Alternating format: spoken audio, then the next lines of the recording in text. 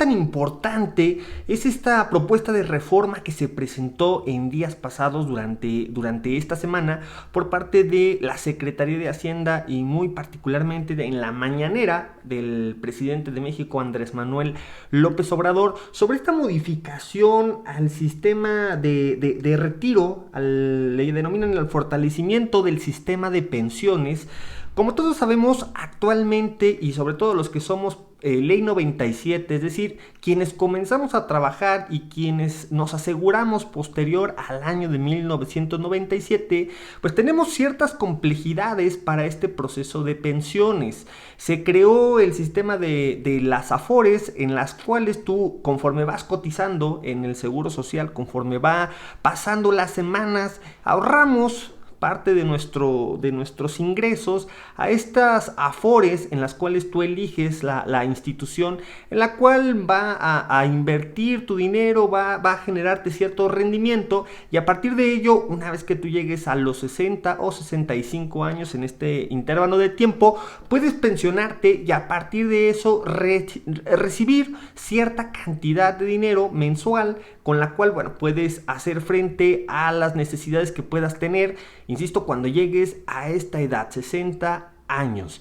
Adicional a ello, bueno, existen otras condicionantes como que tuviste que haber cotizado al menos 1250 semanas,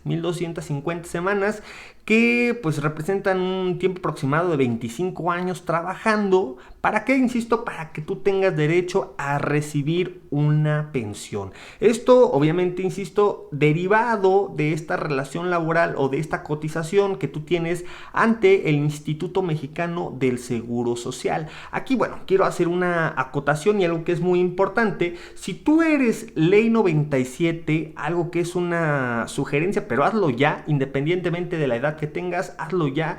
Empieza a crear un fondo de retiro aparte del que tienes en las Afores, es decir, aporta para alguna institución, ya sea bancaria o de seguros, una cierta cantidad de tus ingresos. Dicen los que saben que al menos ahorres 10% de todos tus ingresos y que obviamente ese ahorro vaya trabajando, se vayan generando ciertos rendimientos que serán mucho mayor seguramente que los que te den las Afores, y a partir de ahí puedas garantizar una vejez medianamente tranquila, ¿no? En la cual, bueno, puedas cubrir tus gastos básicos, todo lo que tiene que ver con el sector salud, con viajes, con diversión y con lo más elemental, tener para comer diariamente y no depender económicamente de un tercero. Bueno, esto fue una acotación, algo que considero que es vital y de mucha importancia que lo puedas ir generando, insisto, si eres después de la Ley 97, si eres anterior a la Ley 97, bueno, ahí creo que tienes ciertos beneficios en los cuales puedes, básicamente lo que tú cotices en los últimos 5 años es con lo cual tú te puedes ir pensionando, y he visto personas que reciben una cantidad bastante interesante de recurso, insisto, todos aquellos que fueron previos a la Ley 97, los que nacimos más o menos del 87, 88, incluso un poquito más atrás. La verdad es que el sistema de pensiones es bastante defectuoso en nuestra contra. Sin embargo, bueno, no hay dinero que alcance y dicha reforma se tuvo que haber generado. Bueno, volvemos al tema. Esta semana el presidente de México señaló que presentaría una propuesta de reforma en la cual se iba a fortalecer el sistema de pensiones en México. Hablaban de ciertas deficiencias que tiene el actual régimen. Hablaban particularmente de 3 aspectos. Uno tiene que ver con el bajo nivel de aportaciones que generan las tasas de reemplazo, que son insuficientes, y bueno, otra sería que la pensión garantizada se otorga, como les decía, hasta las 1250 semanas de cotización, lo cual obviamente impide que muchos de los que han trabajado posteriores a la Ley 97 o de los que estamos trabajando y aspiramos a que a los 60 años recibamos una pensión medianamente digna, lo vamos a ver con gran complejidad, quizá por no haber podido cumplir con esta regla de las 1250 1250 semanas. El problema aquí es que muchas veces no es que no queramos trabajar o que no tengamos ese gusto por estar asegurados. Lo más probable es que o no encontramos trabajo o de plano tuvimos que dedicarnos a realizar alguna actividad propia en la cual muy probablemente nunca cotizamos en el Seguro Social y por tanto, aun cuando tengas las 60 años, no tendrías las semanas cotizadas y por tanto no podrías hacer uso de este beneficio. Adicionalmente señala que la naturaleza tripartita de las aportaciones hace difícil el ajuste para elevar la pensión. Entonces son las deficiencias que el gobierno federal, particularmente la Secretaría de Hacienda, detectó, por las cuales era completamente necesario realizar una reforma en este contexto. ¿Cuáles son los objetivos que plantea el gobierno federal que tendrá la actual reforma o la reforma que mandaron al Poder Legislativo para que ésta sea discutida y en su momento aprobada? Bueno, señala que con esta reforma se eleva la tasa de reemplazo 40% en promedio y alcanzando 103% para trabajadores con un ingreso de un salario mínimo y 54% para trabajadores con ingresos superiores a los 5 salarios mínimos. También existe una reducción, ojo con esto, una reducción de 1.250 semanas a únicamente 750 semanas de cotización para el derecho de esta pensión. Señalan que con esto existiría un crecimiento gradual y posterior para alcanzar 1.000 semanas y que se aumentaría el monto. Es decir, que de 750 que partiríamos inicialmente se alcanzaría quizá hasta una cantidad de 1.000 semanas cotizadas. Esto va a realizarse de manera gradual y obviamente pues va a ser primero analizada por el Poder Ejecutivo, Cámara de Diputados y Cámara de Senadores para saber si así como se propone se queda o existiera alguna modificación. ¿Qué otros objetivos tiene esta reforma? Bueno, que se incrementa la aportación total de 6.5 hasta el 15%. Aquí, ojo con el tema de la aportación patronal, que es básicamente la que se ve modificada. ¿Por qué? Porque esta aportación por parte de los patrones, recordemos que los costos sociales son aportaciones tripartitas. Interviene el Estado, interviene el trabajador e intervienen los patrones.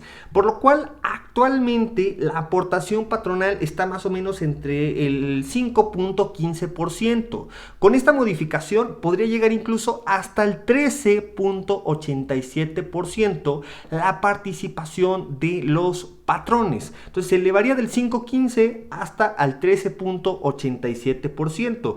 La aportación que hacen los trabajadores en este momento no se modificaría, seguiría siendo lo mismo. Por lo tanto, del ingreso que hoy estás recibiendo, si entrara esa reforma este año, en el siguiente año no verías modificado en lo más mínimo tu salario. Y finalmente otro objetivo es que la aportación del Estado modifique su compensación. ¿Para qué? Para beneficiar a los trabajadores de menores ingresos. Estamos hablando, insisto, de personas que ganan entre un salario mínimo y 5 salarios mínimos, a quienes beneficiaría dicho cálculo. ¿Qué más? Bueno, básicamente hay una tabla que presentaremos en la cual se ve gráficamente cómo es que queda estructurada la modificación. Para quienes nos ven en video, se puede ver claramente que esta parte, que es de color como oro, amarilla, se eleva del 5.15 al 13.87 y gráficamente es muy visual la aportación o el aumento de aportación que tendrían los patrones. Por otro lado, también en la gráfica se visualiza que la parte que interviene el gobierno no se modifica y la parte del trabajador, esa se queda exactamente igual en una aportación aproximada del 1.125%. La verdad es que dicha reforma pues no suena nada mal. Naturalmente aquí se genera un cuello de botella, ¿no? ¿Cómo puede ser que cuando se señala que el gobierno federal no tiene los recursos para solventar unas posibles pensiones que se van a ir generando, cómo puede ser que ahora hablemos de una pensión garantizada mayor? Esto es importante porque hoy básicamente el monto de la aportación que se da por efecto de las pensiones es un un promedio de 3,289 pesos. Es decir, mínimo una persona va a recibir 3,289 pesos de manera mensual por efecto de la pensión. Con esta propuesta de reforma se habla de aumentarlo otra vez de 3,289 hasta 4,345 pesos. Esto como un monto asegurado por efecto de la pensión. La verdad es que en esta parte sí ayuda bastante.